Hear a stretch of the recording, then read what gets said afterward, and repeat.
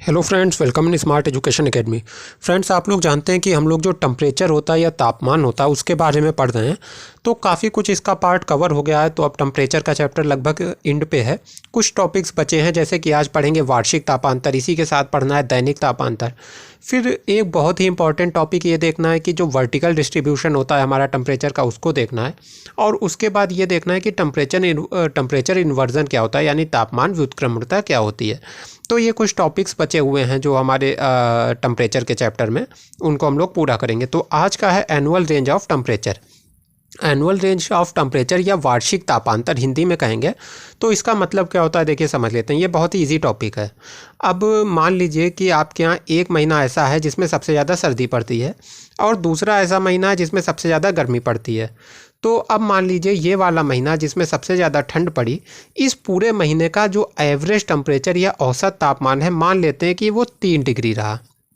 और जिसमें सबसे ज़्यादा गर्मी पड़ी, यानी कि ऐसा महीना जिसमें आपके यहाँ सबसे ज़्यादा गर्मी पड़ी, मान लेते हैं कि इसमें जो औसत टेम्परेचर है इस पूरे महीने का, यानी एवरेज टेम्परेचर है, वो 43 डिग्री रहा। तो इसका और इसका जो अंतर है वो आपका उस स्थान का, उस पर्टिकुलर प्लेस का हो गया एनुअल रेंज ऑफ टेम्परेचर या वार्षिक तापांतर। यानी कि अधिकतम जो औसत तापमान रहा और न्यूनतम जो औसत तापमान रहा, मैक्सिमम एवरेज टेम्परेचर और मिनिमम एवरेज जो टेम्परेचर है, उनके बीच का जो डिफरेंस है उसी को कहते हैं वार्षिक तापांतर या एनुअल रेंज ऑफ टेम्परेचर। तो अब देखिए, समझना क्या है कि किसी स्थान पे जो तापांतर या एनुअल रेंज ऑफ टेम्परेचर होती है, उसके ऊपर किन चीज़ों का प्रभाव पड़ता है, यानी ऐसे कौन कौन से फैक्टर्स, ऐसे कौन कौन से कारक हैं जो एनुअल रेंज ऑफ टेम्परेचर या वार्षिक तापांतर को प्रभावित करते हैं। तो चलिए इन्हें समझ लेते हैं, ये शॉर्ट में हो जाएगा। देखिए, पहला है लैटिट्यूड, यानी कि आपके जो अक्षांश होते हैं। तो ये देखिए सबसे महत्वपूर्ण बात है, सबसे बेसिक बात है। आप ऐसे ही समझ सकते हैं कि कोई भी स्थान किस अक्षांश पे पड़ता है, इससे ये डिसाइड होता है कि वहाँ पे मैक्सिमम टेम्परेचर कितना रहेगा और मिनिमम टेम्परेचर कितना रहेगा। ऐसा क्यों है? क्योंकि अब जैसे कि विषुवत रेखा है, तो विषुवत रेखा पे मैक्सिमम इंसोलेशन प्राप्त होगा, यानी बहुत ज़्यादा सूर्य तप प्राप्त होगा। तो इस वजह से यहाँ पे गर्मी भी ज़्यादा होगी, या कह लीजिए तापमान भी ज़्यादा होगा। वहीं पे जो ध्रुव हैं, यहाँ पे मिनिमम इंसोलेशन प्राप्त होगा, या कह लीजिए बहुत ही कम सूर्य तप प्राप्त होगा, बहुत ही कम सूर्य की रोशनी प्राप्त होगी। तो यहाँ पे क्या है, जो मिनिमम टेम्परेचर है वो बहुत ज़्यादा रहेगा, यानी कि कम टेम्परेचर रहेगा। तो इस तरह से कोई स्थान किस अक्षांश पे है, उससे ये डिसाइड होता है कि वहाँ पे जो रहने वाला तापांतर है वो कितना होगा। अब इसे प्रैक्टिकल एग्जांपल से देखते हैं। तो पहले बात करते हैं इक्वेटर या 0 डिग्री लाइन की, या फिर विषुवत रेखा की।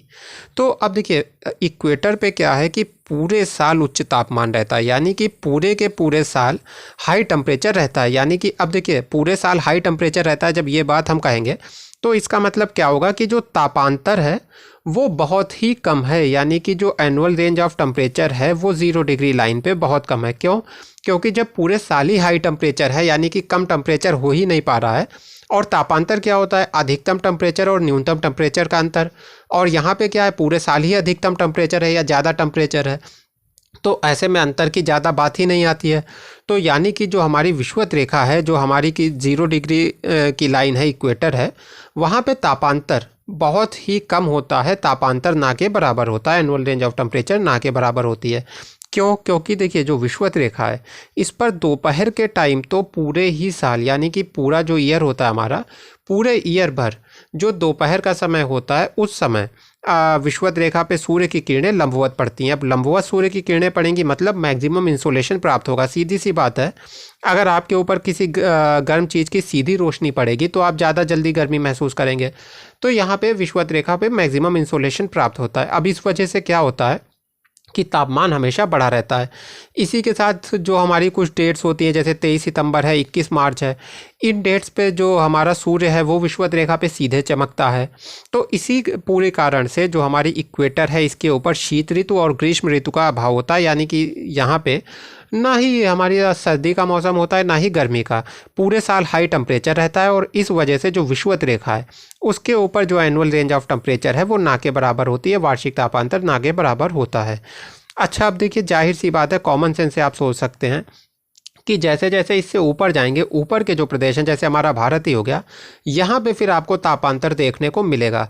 लेकिन देखिए केवल अक्षांश से या लैटिट्यूड से आप नहीं डिसाइड कर सकते हैं कि किसी स्थान पे बहुत ज़्यादा तापांतर होगा या कम तापांतर होगा, क्योंकि जो और भी फैक्टर्स हैं जो आगे हम लोग देखने वाले हैं कि यानी कि वो सी के किनारे है, समुद्र के किनारे है स्थान या कहाँ पे है, इन फैक्टर्स का भी प्रभाव पड़ता है। लेकिन फिर भी अभी हम लोग लैटिट्यूड को पढ़ रहे हैं। तो अब देखिए जाहिर सी बात है, जितना हम लोग ऊपर आएंगे, जैसे कि भारत में आए, तो यहाँ पे आपको तापांतर मिलने लगेगा। तापांतर क्यों मिलने लगेगा ऐसे कटिबंधों में, यानी कि जो शीतोष्ण कटिबंध वगैरह हैं? क्योंकि यहाँ पे मौसम होते हैं या कह लीजिए ऋतुएं होती हैं। तो सर्दी के मौसम होते हैं, जाड़े का मौसम होता है, गर्मी का मौसम होता है, बरसात का मौसम होता है। तो इस वजह से जो टेम्परेचर में वेरिएशन है वो भी होता रहता है। अब गर्मी में टेम्परेचर बहुत हाई होता है, सर्दियों में बहुत ही लो हो जाता है। तो इस वजह से ये जो प्लेसेस हैं जो शीतोष्ण कटिबंध हैं, यहाँ पे जो एनुअल रेंज ऑफ टेम्परेचर है वो देखने को मिलती है, या फिर कह लीजिए उच्च तापांतर पाया जाता है। क्यों पाया जाता है? क्योंकि यहाँ पे ऋतुएं बदलती रहती हैं। अब देखिए सोचने की बात है कि जो हमारे पोल का रीजन है, यानी कि जो हमारे ध्रुवीय प्रदेश हैं, ये प्रदेश हैं, यहाँ पे क्या देखने को मिलेगा? यानी कि हमारे जो ध्रुव हैं, यहाँ पे हम लोगों को तापांतर ज़्यादा मिलेगा या तापांतर कम मिलेगा? यानी कि अधिकतम तापमान और न्यूनतम तापमान का जो अंतर है वो हमको देखने को मिलेगा या नहीं? तो अब देखिए इसका आंसर है कि नहीं, हमको ज़्यादा तापांतर नहीं मिलेगा ध्रुवों पर। क्यों? अभी अभी हम लोगों ने देखा कि जो हमारा ध्रुव है वहाँ पे सूरज की किरणें वर्ष भर तिरछी ही पड़ती हैं। यानी कि जब गर्मियों का मौसम होता है तब भी जो सूर्य की किरणें हैं हमारे ध्रुवों के ऊपर तिरछी ही पड़ती हैं। अब देखिए जब सीधी किरण पड़ेगी तो मैक्सिमम इंसोलेशन प्राप्त होगा, और जब तिरछी किरण पड़ेगी तो जो इंसोलेशन है वो कम प्राप्त होगा, या फिर सूर्यातप जो है वो कम प्राप्त होगा। पुराने वीडियोस को आप याद करिए, आपको अच्छे से याद आएगा कि जो सूर्यातप है वो जैसे ही किसी स्थान पे तिरछी किरणें पड़ेंगी सूर्य की, वो कम हो जाएगा। यानी कि वहाँ पे सर्दी ज़्यादा होगी और वहाँ पे जो सूरज से मिलने वाली रोशनी है, सूरज से मिलने वाली एनर्जी है वो कम होगी। अब देखिए इससे क्या होगा, गर्मियों के मौसम में भी इन स्थानों पे तापमान, जो ध्रुवीय प्रदेश हैं वहाँ पे तापमान गर्मियों के मौसम में भी ज़्यादा नहीं हो पाएगा। क्यों? क्योंकि वहाँ पे जो इंसोलेशन मिल रहा है वो बहुत कम है। और देखिए जो पहुँचेगा भी इंसोलेशन या सूर्यातप, यानी कि कह लीजिए जो कुछ सूरज से एनर्जी पहुँची भी उस स्थान पे, वो भी वहाँ पे जो बर्फ़ जमी हुई है, यानी ध्रुवीय प्रदेशों में जो बर्फ़ जमी हुई है उसको पिघलाने में ही ख़त्म हो जाएगी। यानी कि जो एनर्जी वहाँ पे पहुँची ध्रुवों पे, वो भी जो हमारी बर्फ़ है उसको पिघलाने में खर्च हो गई। तो गर्मियों के मौसम में भी जो टेम्परेचर है वो बहुत ज़्यादा हाई नहीं हो पाया। दो फैक्टर मैंने बताया क्यों नहीं हाई हो पाया। एक तो सूरज की किरणें तिरछी पड़ रही हैं, दूसरा जो इंसोलेशन या सूर्यातप पहुँच भी रहा है वो बर्फ़ को पिघलाने में ही खर्च हुआ जा रहा है। तो इस वजह से हमको क्या दिखाई देगा कि जो हमारे ध्रुवीय प्रदेश हैं वहाँ पे तापांतर बहुत ही कम है, क्योंकि सर्दियों का मौसम तो ठंडा रहता ही है, टेम्परेचर कम रहता ही है, और गर्मियों के मौसम में भी टेम्परेचर बहुत हाई नहीं हो पाता। तो ध्रुवीय प्रदेशों में जो हमारी एनुअल रेंज ऑफ टेम्परेचर है वो कम दिखाई देगी। अब देखिए दूसरा फैक्टर आता है हाइट अबव सी लेवल, यानी समुद्र तल से कोई स्थान कितना ऊंचा है। अब देखिए मान लीजिए ये हमारी पृथ्वी है, इससे कुछ ऊंचाई पे, यानी कि या फिर कह लीजिए ये हमारा समुद्र तल है, इससे कुछ ऊंचाई पे ये स्थान बसा हुआ है, मान लीजिए ऊपर का स्थान है। तो अब यहाँ पे आपका जो तापांतर है वो कैसा होगा? तापांतर बहुत ही कम होगा। क्यों कम होगा अभी आपको समझा रहा हूँ। देखिए जैसे जैसे हम पृथ्वी से ऊपर जाएंगे हमारा जो वायुमंडल है या जो एटमॉस्फेयर है उसकी डेंसिटी कम होती जाएगी, या कह लीजिए वायुमंडल जो है वो विरल होता जाएगा। तो एटमॉस्फेयर की डेंसिटी कम क्यों होगी? क्योंकि जो आपकी ग्रेविटी है वो कम होती जाती है। इसके साथ ही और भी जो रीज़न होते हैं उसको ऑलरेडी हम लोग पीछे के वीडियोज़ में पढ़ चुके हैं। तो धरातल से ऊपर जाने पे जो हमारा एटमॉस्फेयर है उसकी डेंसिटी कम होती जाती है। तो यहाँ पे एक तो वायुमंडल की विरलता या डेंसिटी कम होगी। फिर दूसरी बात है यहाँ पे बारिश ज़्यादा होती है, जो ऊंचे स्थान है वहाँ पे बारिश ज़्यादा होती है, प्लस बादल बने रहते हैं। अब देखिए किसी स्थान पे बादल हैं तो इस टॉपिक को हम लोग कई बार पढ़ चुके हैं कि किसी स्थान पे बादल हैं तो वो क्या करेंगे, जो सूरज से आने वाला इंसोलेशन है उसके अधिक भाग को वापस आकाश में भेज देंगे, वापस परावर्तित कर देंगे। हम लोग हीट बजट में भी इस चीज़ को देख चुके हैं। तो क्या होगा, ज़्यादा धूप, ज़्यादा कह लीजिए एनर्जी इस स्थान तक नहीं पहुंच पाएगी, बीच रास्ते में ही बादल के द्वारा वापस अंतरिक्ष में भेज दी जाएगी। तो अब इससे क्या हुआ, इस स्थान पे देखिए क्या आपको दिखाई दे रहा है, गर्मियों के मौसम में बारिश हो रही है। दूसरा जो धूप मिलना चाहिए, जो सूर्य से एनर्जी मिलना चाहिए, वो भी कम मिल रही है। तो गर्मियों के मौसम में यहाँ पे क्या होगा, टेम्परेचर उतना ज़्यादा नहीं होगा। जैसे मसूरी वगैरह आप लोग घूमने जाते हैं तो गर्मियों के मौसम में भी टेम्परेचर उतना ज़्यादा नहीं होगा। और सर्दी में इन फैक्टर्स का इतना ज़्यादा प्रभाव नहीं दिखेगा। सर्दी के मौसम में जो कह लीजिए एक टेम्परेचर रहता है एवरेज इस स्थान पे, वही टेम्परेचर आपको मिलेगा। तो यानी कि पूरे साल का जो एवरेज टेम्परेचर है उसमें आपको ज़्यादा अंतर नहीं मिलेगा, क्योंकि गर्मियों के मौसम में बरसात हो रही है, बादल हो रही है, इस वजह से टेम्परेचर बहुत ज़्यादा नहीं बढ़ पाता, टेम्परेचर कम रहता है। तो इस वजह से जो समुद्र तल से ऊंचाई पे स्थान है, ऊंचे स्थान जो हैं हमारे, वहाँ पे जो एनुअल रेंज ऑफ टेम्परेचर है या वार्षिक तापांतर है वो बहुत ही कम होता है। अब देखिए अगला फैक्टर आता है डिस्टेंस फ्रॉम सी, यानी कि समुद्र से कोई स्थान कितना दूर है। अब देखिए मान लीजिए ये हमारा समुद्र है, चलिए मान लेते हैं, और एकदम इससे लगे हुए मान लीजिए ये कोई स्थान है बसा हुआ, जहाँ पे अब ये मान लीजिए एक स्थान है कोई समुद्र के एकदम किनारे। तो हम लोगों ने कई बार देखा है, इससे पहले के वीडियोस में देखा है कि जो पानी है, जो समुद्र है, वो देर से गर्म होगा, देर से ठंडा होगा। यानी कि अब मान लीजिए सर्दी का मौसम चल रहा है, इस स्थान पे सर्दी है, यानी कि टेम्परेचर काफ़ी कम हो गया है, लेकिन हमारा जो बगल में समुद्र है उसका टेम्परेचर ज़्यादा है। क्यों? क्योंकि समुद्र अभी इतनी जल्दी ठंडा नहीं हुआ है, तो पानी गर्म है।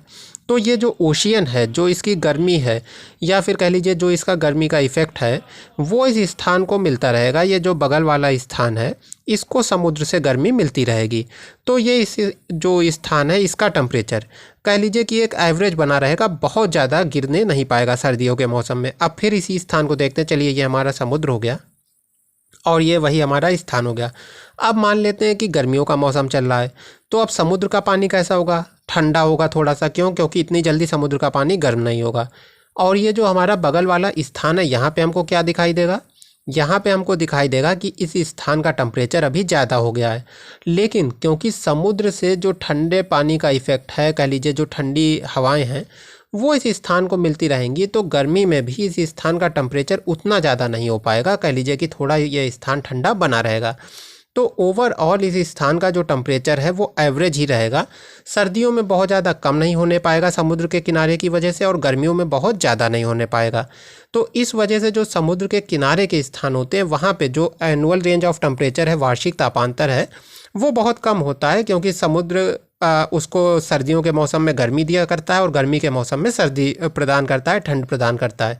और फिर देखिए जो समुद्र के तल से दूर बसे हुए स्थान होंगे, जैसे हमारा यूपी बिहार ही ले लीजिए, वहाँ पे जो टेम्परेचर की रेंज होगी वो आपको ज़्यादा मिलेगी। क्यों? क्योंकि अब वहाँ पे कोई ऐसा फैक्टर नहीं है जो टेम्परेचर को नियंत्रित कर सके। तो आप कह सकते हैं समुद्र के जो स्थान जितना पास में होगा, वहाँ पे एनुअल रेंज ऑफ टेम्परेचर उतनी ही कम होगी। अब देखिए अगला फैक्टर आता है ओशियन करेंट्स। तो ओशियन करेंट्स को हिंदी में कहते हैं समुद्री जलधाराएं। अब हम लोग ऑलरेडी इससे पहले के वीडियो में देख चुके हैं कि समुद्री जलधाराएं अपने तटवर्ती क्षेत्रों को, यानी कि जो उनके किनारे के क्षेत्र हैं, उनके टेम्परेचर को प्रभावित करती हैं। जैसे कि मान लीजिए ये कोई स्थान है, तो इसके बगल में मान लीजिए गर्म समुद्री जलधारा बहती है, तो जाहिर सी बात है ये जो बगल वाला स्थान है इसको भी गर्मी ये समुद्र की जलधारा या ओशियन करेंट की वजह से मिलेगी। तो अब एक एग्जाम्पल से समझ लेते हैं। हमारा जो नॉर्थ अमेरिका है इसके पास में कैलिफोर्निया की जलधारा बहती है। तो कैलिफोर्निया की जो जलधारा है उसका टाइप क्या है?